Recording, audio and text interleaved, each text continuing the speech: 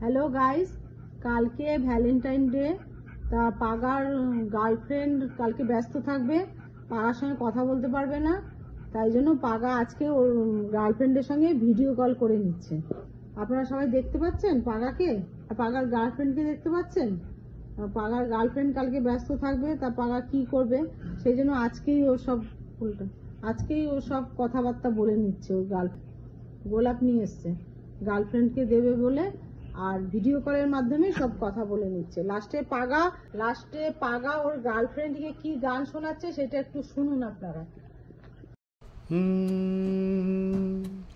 बड़े अच्छे लगते हैं ये धरती, ये नदियाँ, ये रहना और तुम